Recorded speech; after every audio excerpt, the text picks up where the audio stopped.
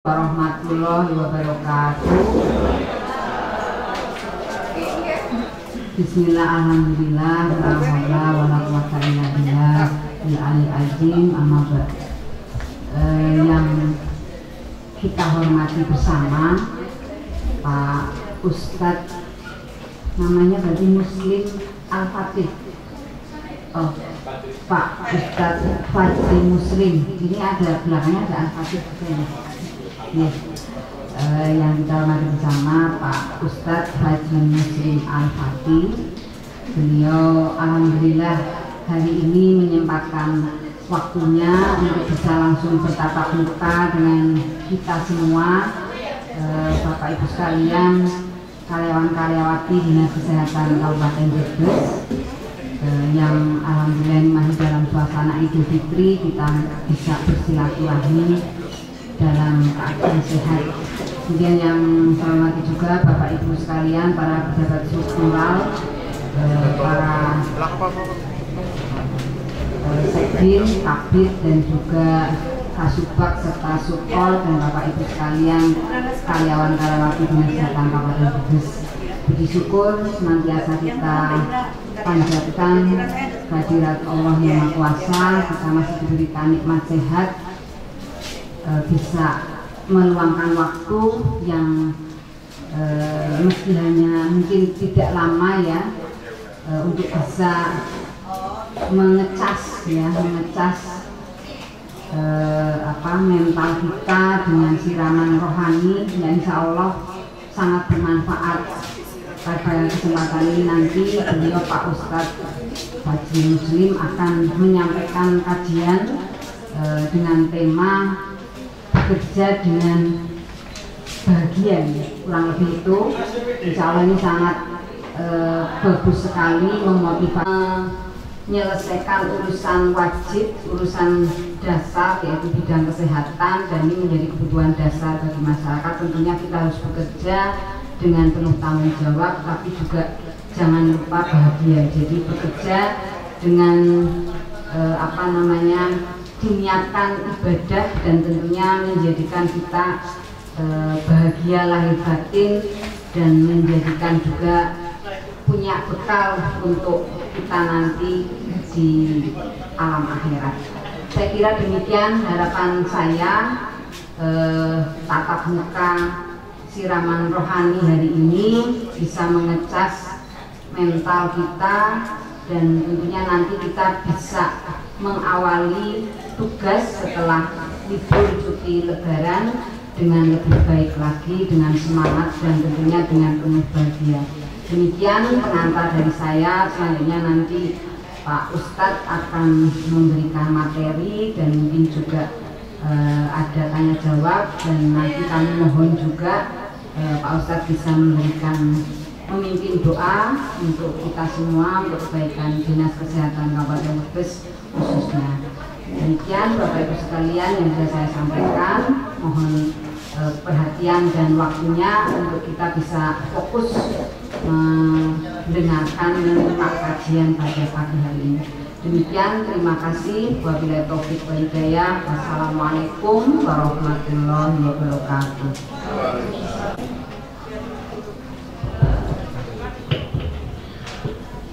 Bismillahirrahmanirrahim. Assalamualaikum warahmatullahi wabarakatuh. Bersyukur kepada Allah Subhanahu wa Ta'ala dengan mengucap Alhamdulillahirabbil alamin. Dialah Allah yang telah memberikan kita begitu banyak kenikmatan, namun terkadang kita sering tidak mensyukuri nikmat yang kecil karena terlalu sibuk memikirkan yang belum kita miliki.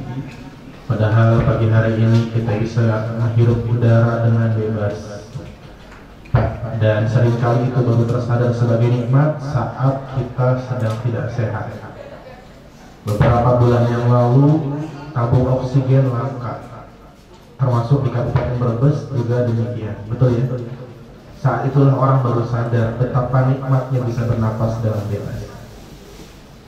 Bersyukur kepada Allah juga saya masih bisa silaturahim Walaupun banyak wajah baru, tapi ada beberapa wajah yang saya masih hafal. Tadi beberapa nama saya sebut.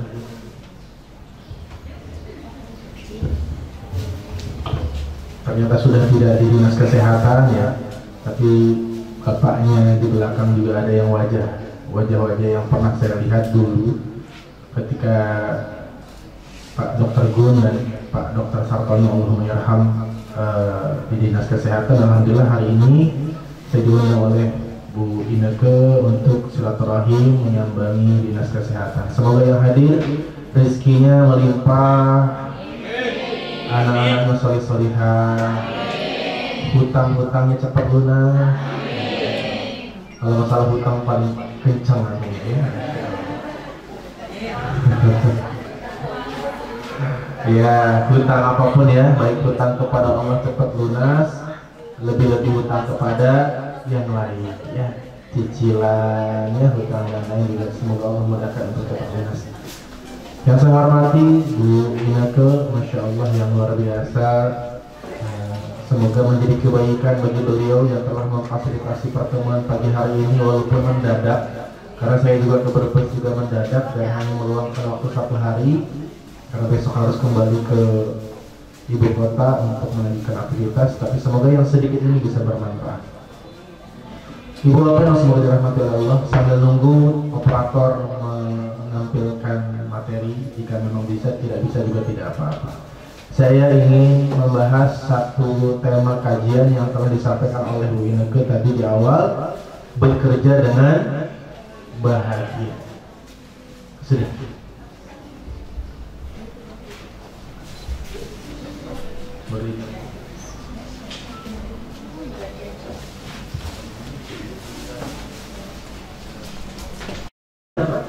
Bekerja dengan bahagia.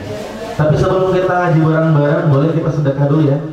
Sedekah paling mudah apa kata Rasul? Tabassumu kali akhika sedekah. Senyummu kepada saudaramu adalah sedekah. Boleh silakan senyum ke kanan kirinya, berikan senyuman yang paling indah.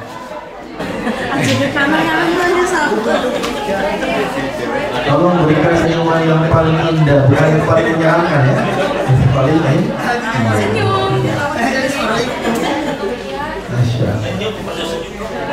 Tema kajian kita pagi hari ini, ibu bapak, kawan-kawan dinas kesehatan, sebagaimana yang terlihat di depan, kita akan membahas the secret to happiness at work.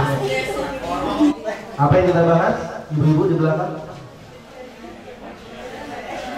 Iya, itu subjudulnya. Judulnya apa judulnya?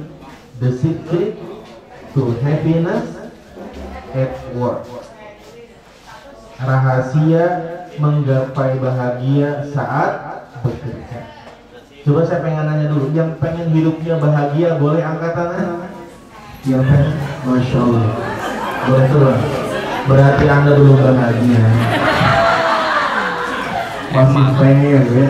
Mungkin pertanyaannya kurang tepat ya. Pertanyaannya saya rubah. Yang hidupnya ingin jauh lebih bahagia boleh angkat tangan?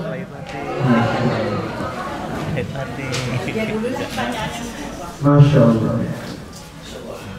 Dan ibu bapak, kenapa di waktu yang singkat ini saya ingin membahas satu kajian yang saya bahas ini di seluruh Indonesia ibu. Jadi saya putra asli Brebes yang Allah izinkan keliling beberapa daerah, beberapa dinas di seluruh Indonesia. Saya kemarin baru pulang dari Kalimantan, minggu ini kedua memantau aktivitas saya, dan saya orang asli Brebes gak boleh saat di Brebes tidak memberikan kontribusi.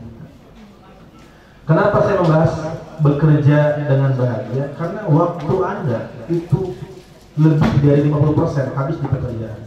Mungkin secara hitung-hitungan waktu cuma 8 jam, secara hitungan jam. Tapi pernah nggak nyampe rumah masih mikirin pekerjaan? Pernah atau sering? Berarti aslinya tidak 8 jam. Bahkan hampir 1 hari itu kita memikirkan pekerjaan. Kalau nggak sampai nggak bahagia, itu bahaya. Kerasanya kapan? Nanti saat pensiun. Penyesalan muncul. Seandainya dulu aku begini dan begitu. Makanya saya dulu di Brebes itu awal ngisi pengajian tuh pengajian di komunitas pensiunan. Jadi di Kota Baru tuh ada perumahan. Isinya pensiunan dinas kesehatan, bahkan dulu pasar mantan Kapolsek Brebes juga ikut pengajian. Dan ternyata ada satu kesamaan, penyesalan gitu. Sibuk bekerja tapi tidak mendapatkan rasa.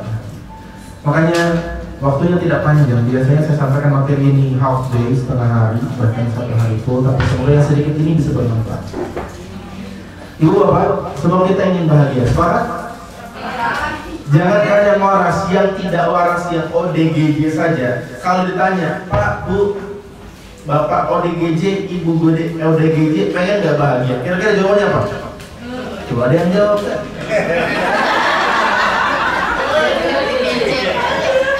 Apalagi yang waras. Dan ibu bapak, background kita boleh beda-beda.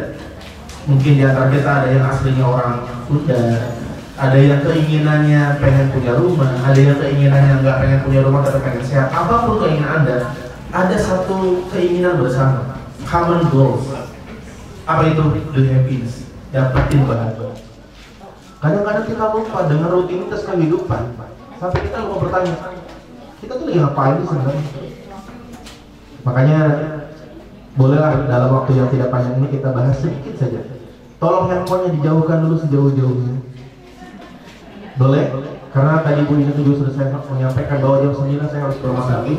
Saya ada agenda dari rumah sakit untuk mengisi kajian juga, dan waktu kita nggak panjang, jauhkan handphone kita. Karena ibu bapak, tahu nggak? Salah satu para happiness scientist, para peneliti kebahagiaan meneliti salah satu yang paling besar mendistrak kebahagiaan dari handphone. Gara-gara handphone kita tahu banyak kehidupan orang, sehingga membandingkan hidup kita dengan hidup orang. Zaman dulu orang-orang tua kita itu bahagia sederhana. Karena apa? Akses untuk informasinya terbatas. Dia nggak tahu artis yang rumahnya mewah. Kita yang sering pegang handphone, scroll sosial media artis, berharap punya suami anaknya akhirat. Yang nggak usah kerja, tinggal menikmati semua. Maka tolong hari ini 30 menit ke depan jauhkan dulu handphone. Saya yakin Anda punya urusan. Saya juga punya urusan. Dan selama ini kita ngurus urusan kita nggak ada selesainya, Bu. Nggak ada selesainya. Kalau kita boleh belajar dari aktivitas mudik, tersedianya rest area untuk menjeda sejenak. Karena banyak orang hanya fokus menggapai tujuan, tidak mau istirahat, yang terjadi apa? Mobilnya guling. Di Cipali itu paling banyak kecelakaan. Kenapa? Tracknya paling lurus dan jarang orang mau take rest. Jarang orang mau ke rest area. Pengen cepat sampai, apalah daya, kecapean, guling-guling. Sepanjang saya bolak-balik Jakarta Brebes selalu ada mobil yang terguling di tol Cipali. Dan dalam kehidupan kita juga bisa tertawa, terlihat bahagia di hadapan banyak orang, meneteskan air mata, merenungi, meratapi kehidupan saat sendirian. Dan ibu bapak, bolehlah 30 menit ke depan ini kita healing bareng-bareng, the real healing, healing yang beneran. Kita refleksi diri kita, sebenarnya hidup kita tuh untuk apa sebenarnya? Healing yang selama ini didefinisikan healing itu apa? Traveling kan? Jalan-jalan. Oke, ketika Anda sampai ke pantai, sampai ke tempat wisata, senang, pulang stres. Makanya hari yang paling dibenci oleh para pegawai hari apa? Bukan hari Senin. First day, hari pertama bekerja. Bukan hari Senin. Bukan hari Seninnya yang Anda benci, tapi hari pertama bekerja. Kalau Anda hari pertama bekerjanya kemarin hari Rabu yang Anda benci. Betul tidak? Karena Anda tidak siap dengan kenyataan hidup, inginnya hidup seperti kemarin saja. Inginnya hidup leha-leha. Padahal yang leha-leha terus itu pusing. Siapa? Pengangguran? Pengen bekerja. Makanya sejenak 30 menit ke depan kita belajar bareng-bareng tentang the happiness. Sekarang saya tanya, Anda merasa bahagia saat bekerja saat apa? Boleh? Ada yang mewakili? Anda tuh bekerja di dinas kesehatan, seneng saat apa?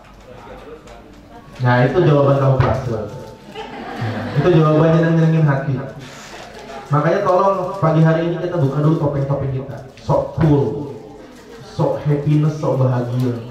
Saya udah keliling ke seluruh kota di Indonesia, di 3 negara, Malaysia, Singapura, Indonesia, dan saya ketemu ribuan orang, Pak. Ada rektor universitas, ada direktur rumah sakit yang datang private bertemu saya, ceritanya masalah. Yang banyak pegawainya mengharapkan hidupnya seperti rektornya, seperti kepala rumah sakit. Ketika dia curhat, ternyata hidupnya isinya problematika hidup. Makanya tolong, salah satu hal yang paling sering membuat orang depresi sampai ada penyakit sekarang muncul, penyakit yang yang gejalanya diidap oleh seorang artis namanya Marshanda. Apa namanya? Nah, itu sekarang banyak banget. Dulu nggak ada bipolar. Dulu cuma ada kudis, kurang, panik. Betul tidak? Nah, kenapa? Semakin seringnya kita berbeda dengan apa yang kita rasakan, semakin sering kita menipu diri kita, semakin jauh gapnya, semakin berpotensi meledak seperti TNT yang meledak depresi. Saya pernah punya tetangga di Kota Baru. Mungkin Bu Ina juga dengar berita ini. Saya pernah tinggal di Geria Praja. Tetangga saya, mas-mas masih muda, sholat subuhnya tiap subuh di masjid. Terdengar kabar meninggal bunuh diri. Rame. Dengar nggak kabar? Meninggal bunuh diri di lantai 2 di jemuran, mengiris surat Nabi. Dan mayoritas warga setempat, bahkan keluarganya nggak nyangka, makanya diminta ke polisi untuk melakukan penyelidikan karena dikhawatirkan ada sabotase dibuat pura-pura bunuh diri. Tapi ternyata kesimpulannya dia udah bunuh diri. Ternyata dia menyimpan sesuatu yang tidak pernah nampak. Dan depresi paling banyak dihidap oleh perempuan. Kenapa? Perempuan tuh paling butuh cerita dan paling butuh didengar. Betul Ibu? Betulnya biasa aja tuh. Ya. Makanya Ibu Bapak, tolong sebentar kita jujur, boleh? Ya. Tadi kalau kata Pak Sekdi Pasidin mewakili jawaban formalitas ya, dan kita berharap demikian dan saya juga berharap demikian, bahagia selalu, tapi kenyataannya bahagia selalu nggak? Kenyataannya bekerja di dinas kesehatan atau bekerja di tempat sebelumnya bahagia selalu, apa kadang tidak bahagia? Gak apa-apa ya Bu Ina ya, jujur gak apa-apa loh, jangan karena ada Bu Ina nanti saya dimotivasi ya. Manusiawi, nah maksud saya begini, kita tidak boleh menghilangkan sifat manusia kita dan seolah-olah kita malaikat yang selalu menjadi hamba yang taat dan ridho dan bahagia setiap hari. Kalau kenyataannya demikian bagus, tapi faktanya tidak demikian. Makanya saya tanya, gini deh, pertanyaan saya rubah dulu biar aman. Momentum paling bahagia saat bekerja saat apa? Itu dulu deh. Kalau momentum bahagia berarti yang lain bahagia ya. Oke. Saat apa? Saat gajian. Oke, jujur ya, THR cair, betul ya? Apalagi liburan, betul tidak? WFH senang nggak WFH kemarin? WFH kamu senang nggak? Awal-awal. Oh iya, di sini tujuan kesehatan ya maksudnya. Oke. Berarti kalau boleh saya ambil konklusi, ambil kesimpulan, berarti bahagia kita saat kenyataan sesuai dengan harapan dan keinginan, betul tidak? Pengen libur dapat libur, pengen THR cair, pengen gaji cair, begitu ya? Dan itu ternyata definisi bahagia menurut hampir seluruh manusia. Dan menurut saya dulu, sebelum saya keliling ke seluruh Indonesia bertemu dengan berbagai macam orang, dulu saya mengira bahwa bahagia itu saat kenyataan sesuai dengan harapan. Dan itu tidak salah, tapi kurang tepat. Kenapa? Saya pengen nanya dulu, sebenarnya punya keinginan tuh boleh nggak sih? Boleh. Bagus nggak punya keinginan? Apa bagusnya? Orang punya keinginan kan jadi bergerak, benar ya? Jadi termotivasi. Orang pengen punya rumah jadi berjuang bekerja, betul tidak? Orang pengen nikah jadi berjuang. Tapi kalau kebanyakan keinginan, masalah nggak? Masalah. Ya, justru hidup kita sering tidak bahagia karena too much, terlalu banyak. Makanya saya ingin menyampaikan satu penelitian. Ada satu penyakit yang lebih berbahaya dibanding kanker, karena orang kanker masih bisa bahagia. Sekarang banyak orang pejuang kanker yang punya pertemuan komunitas dan mereka sangat bahagia karena mereka sudah berdamai dengan kenyataan. Orang kanker masih bisa bahagia, tapi orang yang kena penyakit ini dia nggak bisa bahagia, atau bahagianya sangat temporary, sangat sementara. Apa nama penyakitnya? Nama penyakitnya hedonic treadmill, penyakit mental. Ini gambarannya. Manusia yang bahagianya seperti yang tadi Anda sampaikan, saya bahagia jika kenyataan sesuai dengan harapan. Berarti konsep bahagianya konsep bahagia bersyarat. Konsep bahagia jika, saya bahagia jika sudah punya rumah sendiri. Berarti saat baru punya rumah dia nggak bakal bahagia. Saya bahagia kalau sudah menikah. Berarti dia nggak bakal bahagia sebelum menikah. Dan selama konsep bahagia kita seperti itu, begini yang terjadi. Seluruh manusia berawal dari dissatisfied, tidak puas hidupnya karena kenyataan belum sesuai harapan. Pengen nikah belum nikah, dia nggak puas. Pengen punya rumah belum punya rumah, dia nggak puas hidupnya, dia nggak bahagia. Pengen punya mobil belum punya mobil, dia nggak bahagia. Terus dia berjuang, kerja kah, dagang kah, banting tulang untuk apa? Get what you want, mendapatkan apa yang Anda inginkan. Dan itu nggak salah ya, itu nggak salah. Sampai akhirnya mencari, dapat, senang. Puncak bahagianya ternyata setelah diteliti hanya 3 bulan. 3 bulan pertama bahagianya terasa banget. Contoh, handphone yang Anda pegang pernah baru nggak? Enggak, beli kan ya?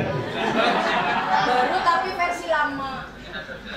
Atau handphone yang Anda miliki pernah nggak Anda merasakan sangat bahagia memiliki handphone itu? Kapan? Ya, pertama kali beli. Bulan pertama, ya nggak? Bulan kedua, naruhnya pelan-pelan atau dilempar? Pelan-pelan. Sini sering ganti-ganti ya? Dilus-lus ya?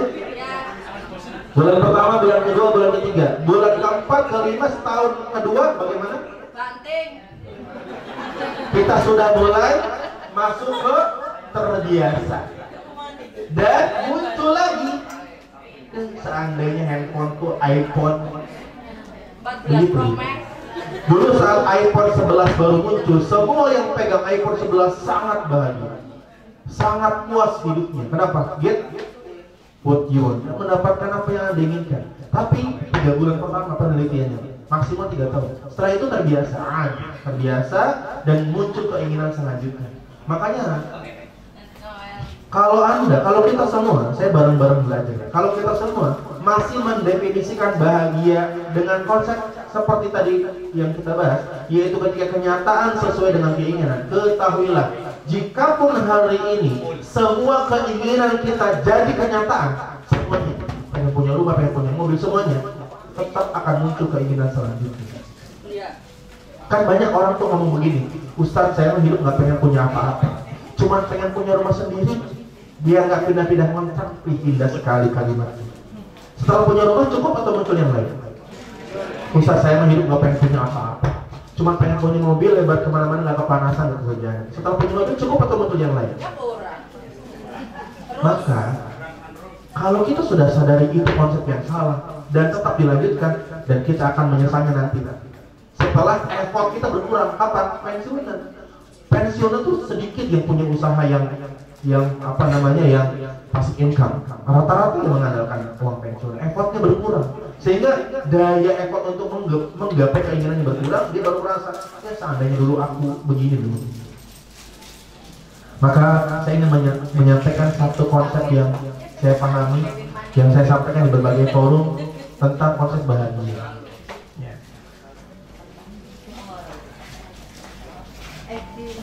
Ada desire trap namanya, ada jebakan yang mendistrak kebahagiaan. Iya Pak, semua kita ingin bahagia. Tapi kalaulah kita boleh flashback ya, zaman dulu gak ada mobil, yang punya mobil cuma bupati, yang punya TV cuma Pak Lurah, benar ya? Benar ya? Anda masih ngalamin nggak nonton TV di rumahnya orang? Alami. Ya, walaupun di sini ada 2 generasi ya, generasi milenial, generasi muda-muda, dan generasi kolonial. Tapi saya masih muda, tapi saya merasa beruntung karena saya lahir dan tumbuh besar di masa transisi. Jadi saya masih ngalamin TV putih. Jadi generasi 80-90 itu mengalami 2 masa. Ya, kita ngalami masih hitam putih, saya masih ketemu, saya handphone Nokia masih ketemu, mati lampu orang senang masih ketemu. Masih ngalami kalau tidur karena pakai damar, pakai lampu biar nggak ya, saya masih ngalami. Betul ya? Sekarang fasilitas hidup lebih lengkap fasilitas hidup orang dulu atau orang sekarang? Orang sekarang. Secara fasilitas hidup lebih lengkap mana? Jauh. Dulu menjalankan handphone. Tapi jujur, tingkat kebahagiaannya, kalau kita boleh jujur, lebih mudah bahagia orang mana? Bahkan kemarin saya lihat berita Bogor dari Ciawi ke Puncak Bogor 24 jam saking macetnya. Orang Jabodetabek kalau liburan kemana? Ke desa, nyari suasana desa, ke Bogor, lihat sawah. Kenapa? Karena harus mereka sadar bahwa konsep bahagia yang harus kita kejar itu coba deh. Kalau memang fasilitas hidup menentukan kebahagiaan, harusnya orang sekarang jauh lebih bahagia. Mobil ada, rumah luar biasa, jabatan lebih mapan, betul tidak? Tapi ternyata tingkat depresi orang sekarang jauh lebih tinggi dibanding tingkat depresi orang dulu. Dari segala aspek, lahir sesar lebih banyak orang sekarang dibanding dulu, betul tidak? Padahal edukasi tentang hamil sehat lebih lengkap dulu atau sekarang? Wah, dulu mah nggak ada apa hari apa? Hari lahir itu apa tebakan itu? Nggak ada juga zaman dulu ada orang tua Anda HPL tahu? Tahu hamil aja setelah melengkung kan? Kayaknya hamil dia bener nggak? Lahirnya normal? 9-9-nya normal. Saya masih ingat ibu mertua saya tuh cerita dia lahir, kerasa mau lahir, dia manggil bidan ke rumah, bidannya belum datang, dia udah lahir. Berarti ada satu hal yang harus kita kejar. Iya ya, bisa ya. Makanya saya tuh paling senang kalau pulang kampung tuh menikmati suasana desa. Benar nggak? Bahkan kawan-kawan yang masih muda, pernah nggak kalau lihat tayangan video di TikTok kah, di IG kah, tayangan tentang zaman dulu, suka nggak kerasa meneteskan air mata? Kenapa begitu? Karena Anda ingat, saya pernah hidup tidak seberat ini, benar ya? Dulu zaman dulu saya nggak pikir apa-apa. Pulang ketika azan maghrib main bola sepuasnya, benar nggak? Gak mesti kedupan untuk bahagia, cukup apa? Tanah miring, hujan jadi pro. Gak usah kedupan untuk memacu adrenalin, karena kurang memacu apa? Kalau ada beli kan belek tuh. Betul ini. Dan itu yang kemudian saya di PPANI, Pola Pertolongan Allah Institute meneliti, dari hasil penelitiannya para peneliti dan kemudian dikombin dengan ayat Quran, ternyata iya. Maka itu apa? Kalaulah boleh saya simpulkan secara cepat, kenapa bahagia orang dulu lebih terasa dibanding orang sekarang? Karena ada namanya lost connection. Fasilitas itu ibarat kuota. Semakin banyak kuota, harusnya semakin senang, benar ya? Tapi kita lupa satu hal, sebanyak apapun kuotanya, kalau nggak ada sinyalnya, semakin gelisah. Benar ya? Ada dua orang, si A kuotanya 200 GB, berapa? 200 GB. Si B 0 kuotanya. Dan dua-duanya nggak punya sinyal, mana yang gelisah? Mana yang lebih gelisah? Yang tidak punya kuota dan tidak punya sinyal, atau yang kuota 200 GB dan tidak punya sinyal? Mana yang lebih gelisah? 200 GB tidak punya sinyal. Semakin banyak fasilitas hidup dan semakin lost connection, nggak punya sinyal, yang kita akan nanti bahas sinyal itu apa, maka semakin gelisah hidupnya. Saya kemarin menemukan fenomena yang menurut saya tuh indah banget. Saya nganterin istri saya belanja di pasar tradisional di Bandung. Jadi saya pas ada aktivitas di Bandung, saya mampir ke pasar tradisional. Tukang sayur yang petani langsung yang jualan. Jam 9 pagi kalau nggak salah. Saya nunggu istri saya belanja sambil sarapan bubur di pinggiran pasar itu, melihat tukang ojek bergelak tawa ngobrol, nungguin penumpangnya sambil ngopi. Terlihat bahagia banget.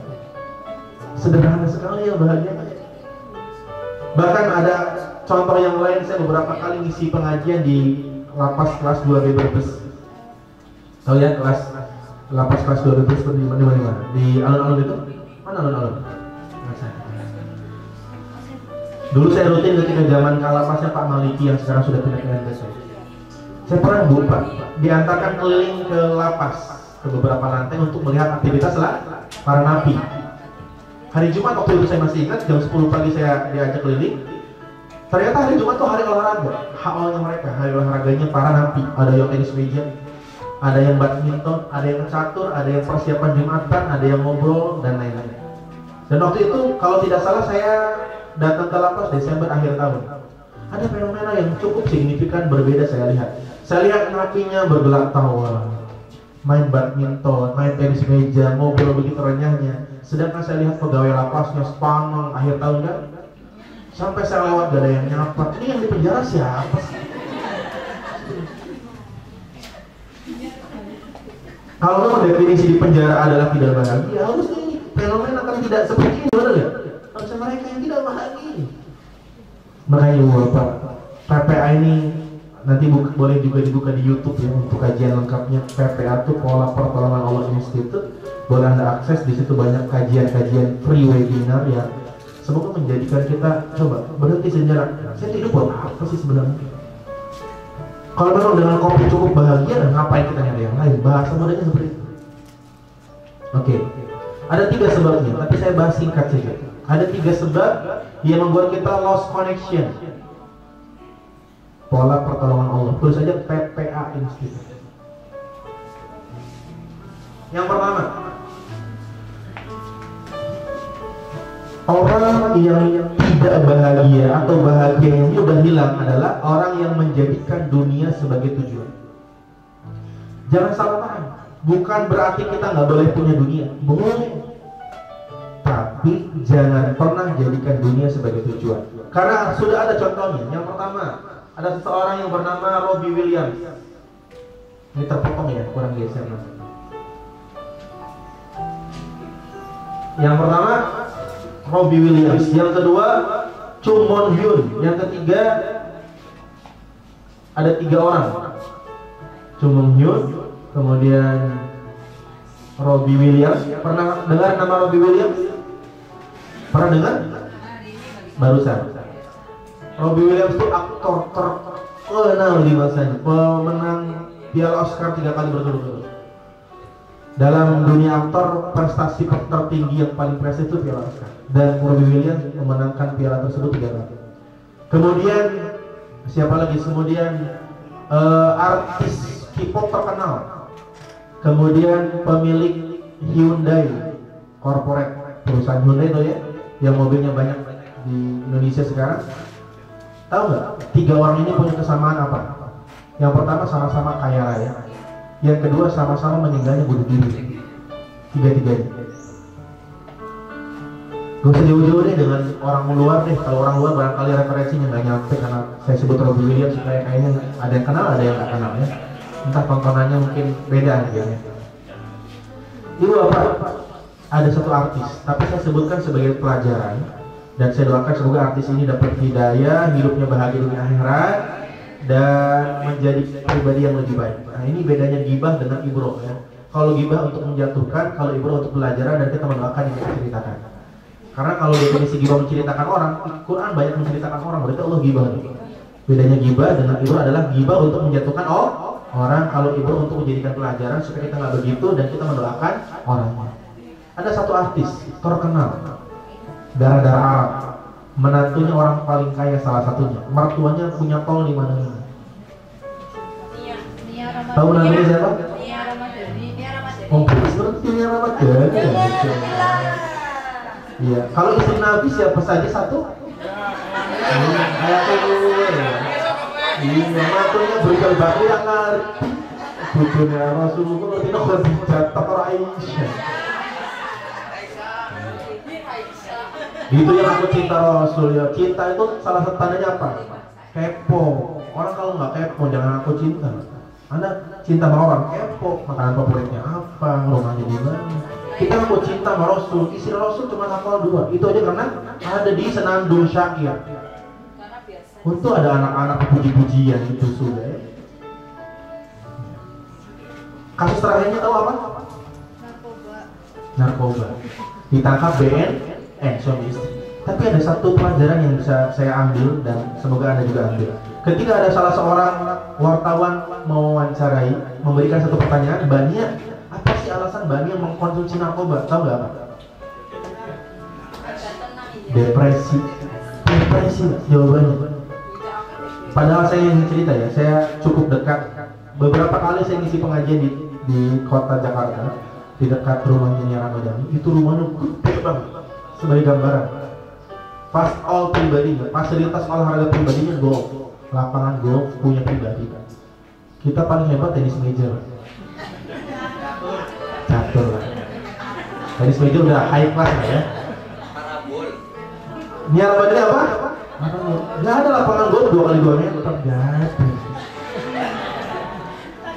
Kebayang ya? Mobilnya yang kemarin lagi rame-rame Rubicon ada Pak, Lamborghini ada, Alphard ada, tinggal pilih. Mohon maaf, Nia Ramadhani sampai nggak bisa ngupas hafal. Bahkan Nia Ramadhani kemudian hampir tidak pernah bawa uang cash, karena kemana-mana bawa kartu kredit unlimited. Tahu artinya unlimited? Berarti kalau belanja nggak ada batasnya. Dan Nia Ramadhani kalau belanja nggak pernah lihat harga. Beda sama kita, kalau lihat baju yang pertama lihat apanya lu? Warnanya, modelnya atau harganya? Harga diskonan. Nia Ramadhani nggak pernah. Kenapa nggak pernah? Karena tidak masalah harga bagi dia, benar. Dan mohon maaf, di rumah Nia Ramadhani token listriknya nggak pernah terdengar bunyi. Kalau kita itu alat musik akhir bulan, betul? Harus didengar semua itu, dia sangat bahagia.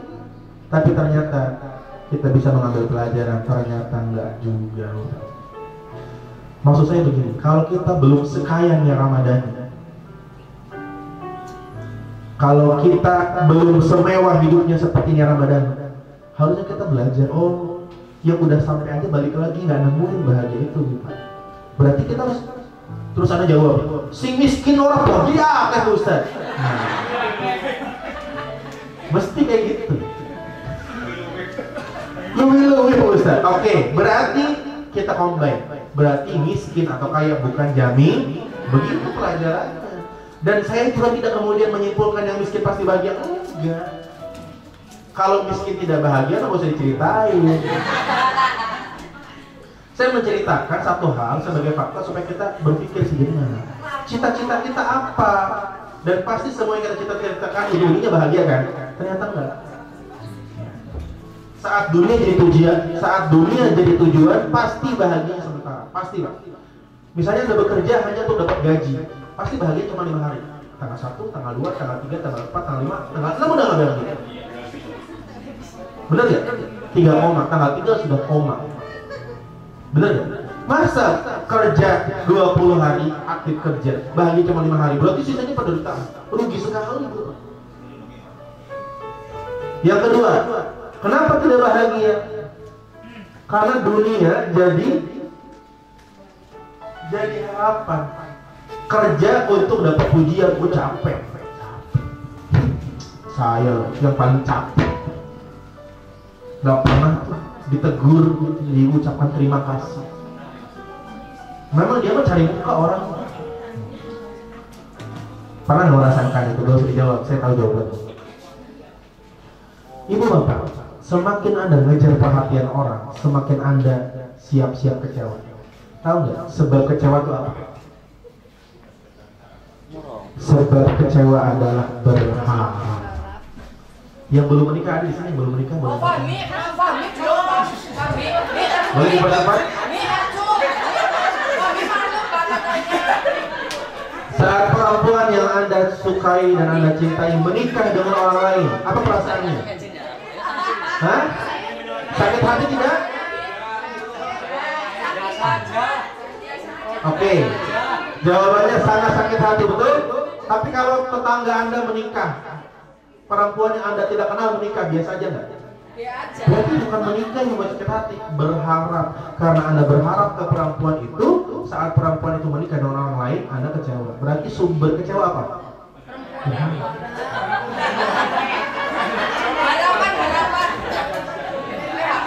Bahkan menurut Anda ada nggak orang pelit di hidup Anda? Ada nggak? Semangat menjawab. Oke, definisi orang pelit apa? Definisi orang pelit. Iya, definisi orang pelit apa? Orang dikatakan pelit menurut Anda ketika apa? Ketika nggak ngasih ke Anda kan? Benar nggak? Mau berbagi. Iya, nggak mau berbagi ke Anda kan? Jawabannya, berarti saya pelit loh. Kan saya nggak pernah ngasih apa-apa kan? Berarti Pak Jokowi pelit. Berarti orang-orang di luar sana tuh yang lalu-lalang pelit berarti. Karena mereka nggak pernah ngasih apa-apa ke Anda. Tapi nggak pernah Anda nuduh mereka pelit.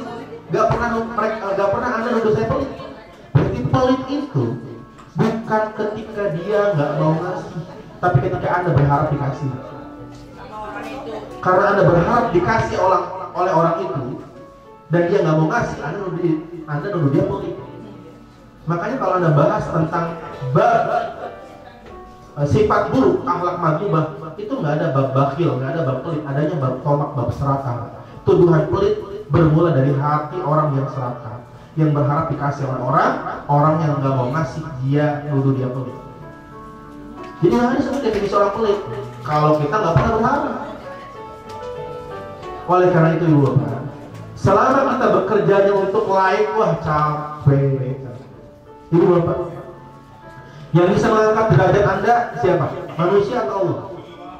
Kalau Allah mau, bisa nggak Anda jadi orang yang paling tinggi jabatannya di negara ini, jadi presiden, bisa nggak? Bisa nggak?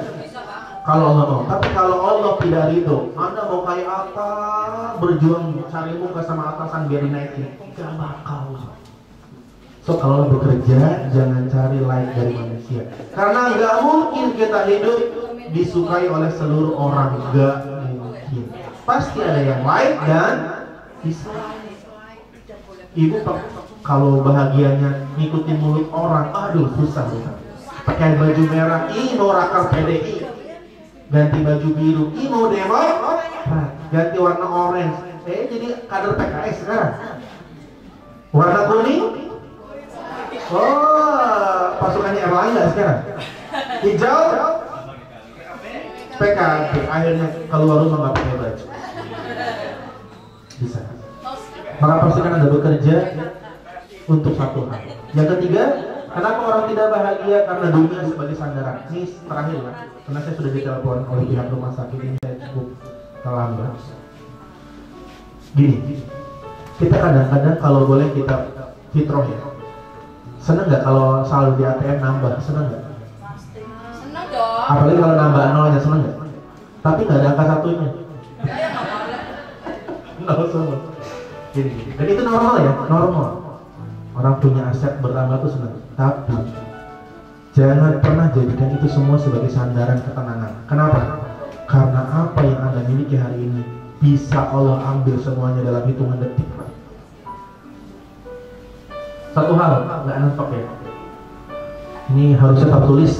Mudah bagi Allah memiskinkan orang yang paling kaya hari ini, dan mudah bagi Allah mengkayakan orang yang paling miskin hari ini. Wa tilkal ayyamu nudawiluha bainan nas. Allah memutarbalikkan nasib orang, nggak pernah kita tahu. Siapa yang menyangka Pak Jokowi dulu orang desa dari Solo, pengusaha kayu, sekarang jadi orang paling tinggi jabatannya RI 1 Indonesia.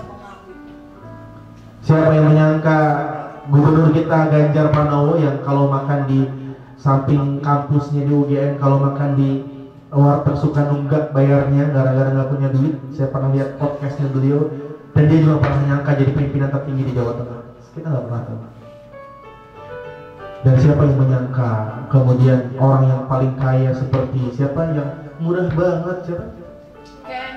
Ya, kemudian Doni Salmanan ya, yang dulunya berbaju harga puluhan ratusan juta sekarang berbaju orang.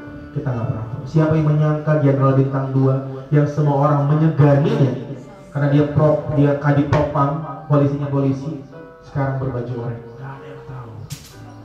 So apapun yang kita miliki hari ini, jabatan, harta, aset, apapun boleh kita miliki, tapi jangan pernah kita sandarkan hidup kita ke semua itu, karena bisa. Kalau lah memang, oh enggak, Ustaz saya sudah asuransikan, boleh rumahnya nggak hilang, bisnisnya nggak hilang, kita yang meninggal mau apa? Betul tidak? Bahkan detak jantung yang masih berdetak bisa Allah hentikan seketika. Diginiin sama Allah, gagal jantung namanya. So ibu bapak, berpikir sejenak. Maka sebagai kesimpulan, Karena waktu kita sudah habis. Apa the secret of bahagia, the secret of happiness? Ini jawabannya nggak nampak ya. Jawabannya apa? Jawabannya seperti yang Anda saya sampaikan dalam sholat. Qul inna sholati wa nusuki wa mahyaya wa mamati lillahi rabbil alamin. Mulai sekarang Bapak bekerjalah karena satu hal, karena Allah. Kenapa? Karena semua yang kita miliki pada akhirnya kita akan kembali kepada Allah. Makanya kalau ada orang meninggal, kalimatnya disebutkan inna lillahi wa inna ilaihi. Rumah, mobil, jabatan, bahkan pasangan kita tinggalkan semua, dan kita menghadap kepada Allah dengan membawa bekal ibadah. Dan ketahuilah ibadah itu bukan cuma sholat, bekerja bisa ibadah, bisa. Innamal a'malu binniyat, niatkan. Atasan saya boleh nggak melihat saya bekerja dengan baik, tapi ingat Allah Maha melihat. Lembaga saya boleh tidak adil memberikan gaji, yang kerjanya capek gajinya sedikit, yang kerjanya biasa aja gajinya banyak. Lembaga atau manusia bisa tidak adil, tapi Allah Maha adil. Kalaupun lembaga Anda belum memberikan yang sesuai dengan kinerja Anda, yakinlah Allah yang bayar sisanya lewat sehat, anak beasiswa, punya istri konaan, gak neko-neko, gak mesti tas Gucci, tas Indomaret sudah seneng.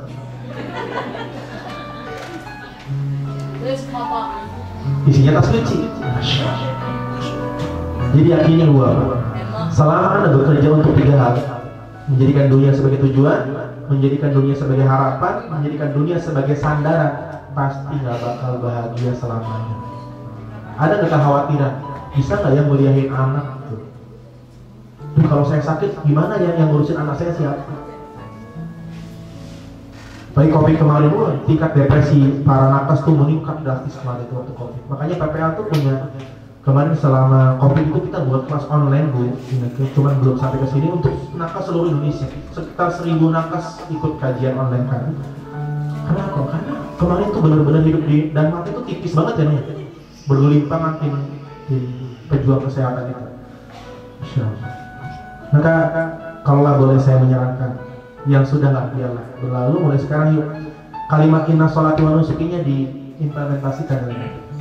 Saya bekerja, saya disiplin waktunya, saya maksimalkan kinerja yang saya punya untuk dinas kesehatan tempat saya bekerja, bukan untuk menyenangkan Bu Inneke, menyenangkan bupati bisa ganti, dia kepala dinas bisa ganti, tapi menyenangkan yang tidak pernah tergantikan, yaitu Allah Subhanahu wa taala. Dan siapapun yang niatnya karena Allah, dia tidak akan sia-sia hidupnya. Selagi dia niatnya karena Allah, walaupun dia meninggal, di akhirat Allah sudah siapkan balasan terbaik. Tapi siapapun yang bekerjanya bukan karena Allah, pasti sering sakit hati, pasti sering kecewa, pasti jenuh, dan kasihannya ketika meninggal dia akan menyesal. Dan kalau saya lihat dari depan, kayaknya bakal meninggal semua, betul? Apalagi dari belakang. Calon. Oleh karena itu, bagaimana kesimpulannya? Bagaimana bekerja dengan bahagia? Tidak ada cara lain kecuali bekerjalah karena perintah Allah. Allah berfirman, "Faman ya'mal mithqala dzarratin." Ibu bapak, Anda bekerja, misalnya Bu Inneke nggak nyuruh atau Bu Inneke nggak lihat, tapi Anda melakukan itu dengan baik. Ternyata orang-orang nggak melihat Anda, gak usah sakit hati. Gak usah bilang, kenapa sih yang dilihat cuma orang-orang tertentu aja, saya tuh kalau bekerja mesti nggak kelihatan. Nggak apa-apa, Allah Maha melihat. Kalaupun yang lain dapat bonus gara-gara kinerjanya, kita padahal capek nggak dapat bonus, ingat Allah Maha adil. Bonus rezeki itu nggak mesti uang, betul tidak? Sehat rezeki bukan? Pilih mana, kaya raya sakit-sakitan, biasa aja tapi sehat walafiat. Gak ada pilihan ketiga. Bu, saya udah keliling Indonesia, banyak miliuner yang menghabiskan hartanya untuk berobat, dan Anda sehat. So syukur hidup ini dengan penuh kebahagiaan dengan cara inna sholati wa nusuki wa mahyaya wa mamati lillahi rabbil alamin. Itu ibu bapak, dan terakhir sebagai penutup, jadi kuncinya kalau boleh saya simpulkan, untuk bisa bekerja dengan bahagia. Tidak ada kunci lain, tidak ada jalan lain kecuali satu. Bekerjalah karena Tuhan Anda, bekerjalah karena Allah, dijamin bahagia. Kenapa? Dapat bonus bersyukur bahagia. Dimutasi ke tempat yang enak, bersabar bahagia. Dua kunci kebahagiaan, sabar dan syukur. Saat kenyataan sesuai dengan harapan, bersyukur jadi pahala. Saat kenyataan tidak sesuai dengan harapan, bersabar jadi pahala. Maka semuanya sumber pahala, dan pahala salah satu jalan menuju bahagia akhirat. Berarti nggak ada yang nggak enak, semuanya enak. Dimutasi ke tempat yang tidak sesuai harapan, sabar, pahala nggak? Bahkan pahala sabar lebih besar dari pahala syukur. Bahkan kadang-kadang pernah nggak sholat sambil nangis? Jawab, pernah nggak? Saat tidak punya masalah atau saat banyak masalah? Bukan, jadi begitu kan? Ya Allah, tuh kan? Pernah nggak lagi baca Quran, Ustaz tidak pernah meneteskan air mata, pernah nggak? Pernah. Saat tidak punya masalah atau saat banyak masalah? Selalu ada kisah ini di balik sesuatu yang tidak saya harapkan. Oleh karena itu Ibu Bapak, sebagai penutup, karena ini sudah beberapa kali ditelepon, salah satu hal yang mendistrak, menghalangi kebahagiaan satu, menyimpan rasa tidak suka, itu salah satu penyakit yang paling membuat orang tidak bahagia. Bahasa Arabnya hasad, bahasa orang berusnya syirik, iri, SMS susah melihat orang, senang-senang melihat orang, itu dijamin di rumah kayak gitu nggak bakal ada. Kawan seletingnya yang sama-sama berjuang dari nol, naik jabatan jadi kasih, dia masih sakit hati. Apa urusan Anda? Ketika Anda sakit hati dengan pencapaian dan rezekinya orang, berarti Anda sama saja sedang mencela Allah yang memberikan takdir itu. Kita harus paham bahwa semua pembagian rezeki itu Allah yang menentukan. Berarti saat Anda tidak itu dengan rezeki sahabat Anda, berarti Anda nggak itu sama yang ngasih rezeki. Oleh karena itu, jawab jujur, pernah nggak sakit hati sama kawan sekerja? Pernah nggak? Pernah. Ada kesalahan nggak kawan-kawan sekantor, sedivisi, ada nggak? Tuh, jawabnya sering banget. Dan selama Anda menyimpan itu Ibu Bapak, Anda nggak bakal nyaman. Ruangannya ber-AC, tapi lihat orang itu langsung panas. Allah, kenapa saya ada orang itu? Ada orang ini mau ya. Kamu kelas ya. Oleh karena itu di akhir sesi ini, Ibu Bapak, Anda punya dosa nggak sama Allah? Punya salah nggak sama Allah? Banyak. Pengen nggak dimaafkan sama Allah? Pengen. Kalau Anda pengen dimaafkan sama Allah, pastikan Anda memaafkan kesalahan orang lain. Siapa yang tidak mau memaafkan kesalahan orang lain, Allah pun tidak mau memaafkan kesalahan Anda. Salah Anda sama Allah jauh lebih banyak dibanding salah orang itu ke Anda. Kalau Anda saja yang salahnya banyak sama Allah pengen dimaafkan, kenapa kita nggak maafin kesalahan dia yang jauh lebih sedikit dibanding salah kita sama Allah? Maka sebagai penutup, boleh semuanya berdiri sejenak? Boleh silakan tatap wajah samping kirinya, saya kasih waktu 1 menit.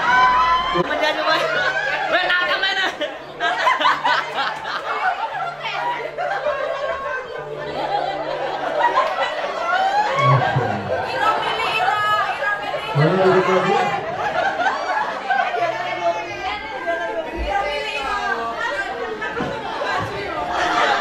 Ibu apa?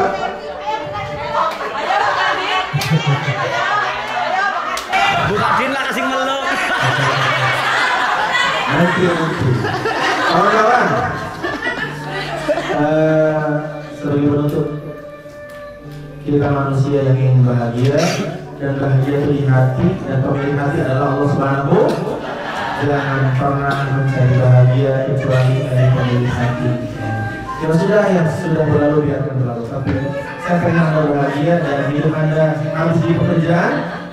Jangan sampai Anda tidak bahagia ketika Anda bekerja, dan saya jamin Anda tidak akan pernah bahagia jika bekerja di bukan karena Allah. Saya jamin. Kalau bahagia pasti tetap. Kalau bahagia karena gaji cuma 5 hari. Kalau bahagia karena THR cuma 5 hari. Kalau bahagia karena jabatan cuma 3 bulan. Ya. Ketika Anda naik jabatan jadi kasih senang, habis itu bersih. Satu, kalau pengen bahagia ever and ever selamanya, pastikan hati Anda karena Allah. Apa ciri-cirinya bekerja karena Allah? Bekerjanya tidak meninggalkan kewajiban kepada Allah. Dan bersyukur saya setiap misi di dinas kesehatan kepala dinasnya mendukung Anda untuk menjaga spiritual Anda. Tadi saya ke ruang Ibu Kadi, setelah masuk ada tulisan sholat, Masya Allah. Oke, kasih. Ruangannya saya ada di sana.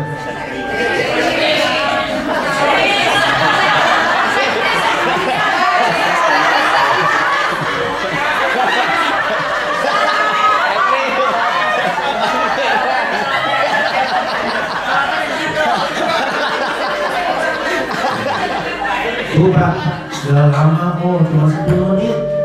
Itu udah apa sekarang sama-sama kewajiban. Kalau ditunda gak hilang kewajiban itu. Jadi dikerjain jam 2, dikerjain jam 12, sama dikerjain. Berarti ya berpikir cerdas ibu. Benar gak? Jam 2 tetap dikerjain. Jam 1, kecuali kalau ditunda hilang kewajiban, soalnya ditunda. Nah kalau ditunda tetap harus dikerjakan, nah apa? Kalau lah ditunda karena perkara yang penting ya boleh. Tapi jangan jadi kebiasaan. Masuk kok istiqomah. Masuk isi, prinsip yang cepat-cepat, sholatnya itu ya. Allah akan bersolat ibu bapak karena ini sudah berkali-kali di telepon dan waktu kita sangat terbatas. Mohon maaf kalau banyak kesalahan tutur kata, saya mau kasar bukan untuk halus. Kalau ada kata-kata kasar mohon dimaklumi. Semoga in other time di waktu yang lain kita bisa bertemu di waktu yang panjang karena saya keliling ke dinas-dinas provinsi di Indonesia, baru isi Provinsi Jambi diundang langsung oleh Gubernur Jambi. Masa untuk Gubernur saya tidak memberikan sumbangan apa? Bukan sayanya, tapi pengalaman yang Allah berikan membuat saya makin sadar. Ribuan orang bertemu dengan saya dengan berbagai macam background, ternyata sama-sama pengen apa? Bahagia, dan ternyata konsep bahagianya harus kita luruskan. Allah alam bisawab. Akhiru da'alhamdulillah wassalatu wassalamu ala rasulillah. Assalamualaikum warahmatullahi wabarakatuh. Kita tutup dengan doa. Semoga doa kita menjadi wasilah Allah berikan keberkahan. Mari kita angkat kedua tangan kita berdoa kepada Allah Subhanahu wa taala. Alhamdulillahirabbil alamin. Hamdan syakirin, hamdan na'imin, hamdan yu'afi ni'amahu wa yukafi mazidah. Allahumma shalli wa sallim wa barik wa an'im 'ala nabiyyina al-karim nabiyina Muhammad sallallahu alaihi wasallam. Ya Allah, lebih khusus untuk seluruh pegawai dinas kesehatan ya Allah, berikan ke dalam hatinya rasa bahagia, rasa tenang. Apapun masalahnya ya Allah, mudahkan Kau selesaikan ya Allah. Ya Allah, jika ada di antara kami yang sedang gelisah, tenangkan batinnya ya Allah. Jadikan pekerjaan kami semata-mata kami kerjakan untuk mencari ridho-Mu ya Allah. Karena kami tahu apapun yang kami kejar, apapun yang kami cari, ujungnya inna lillahi wa inna ilaihi raji'un. Ujungnya kami akan kembali kepada-Mu ya Allah. Oleh karena itu ya Allah, apapun yang kami miliki hari ini, jabatan, fasilitas, apapun ya Allah, izinkan kami gunakan untuk makin dekat kami dengan Engkau ya Allah, makin bermanfaat untuk sebanyak-banyak orang, mengabdi untuk negara, bukan karena untuk dipuja dan dipuji, tapi untuk menjadi pribadi yang paling Engkau cinta, dan Engkau cinta pribadi yang bermanfaat untuk sesama. Allahumma a'inna ala dzikrika wa syukrika wa husni ibadatik. Rabbana atina fid dunya hasanah wa fil akhirati hasanah wa qina adzabannar. Subhana rabbika rabbil izzati amma yasifun. Wassalamun ala mursalin walhamdulillahi rabbil alamin. Terima kasih Pak Ustadz yang sudah menyampaikan tausiah. Kajiannya bahagia apa enggak teman-teman? Bahagia. Insya Allah jadi banyak sekali dan sangat mengena ya. Ya kita kalau dalam kondisi seperti ini kemudian diberi pencerahan kajian semacam ini, tentu kita ya sadar memang kondisi kita ya selama ini mungkin mengabaikan hal-hal seperti itu. Terima kasih Pak Ustadz sudah memberikan pencerahan yang luar biasa. Ini mohon maaf karena Pak Ustadz juga waktunya harus berbagi dengan yang lain sehingga harus segera meninggalkan aula dinas kesehatan. Sekali lagi kami mengucapkan terima kasih. Mudah-mudahan di lain kesempatan kita bisa melanjutkan silaturahmi dalam kajian dengan mungkin tema yang lebih menarik lagi. Terima kasih. Sebelumnya kami mohon foto ya Mas Nun ya. Foto mungkin di sini. Dari sini, ya, dari sini. Foto sebentar nih Pak Ustadz. Ya nanti di sini adabnya. Baik, saya akhiri. Sekali lagi terima kasih. Nanti teman-teman kita foto bersama dan lanjut untuk melanjutkan pekerjaan masing-masing. Terima kasih. Saya Indi. Wassalamualaikum warahmatullahi wabarakatuh.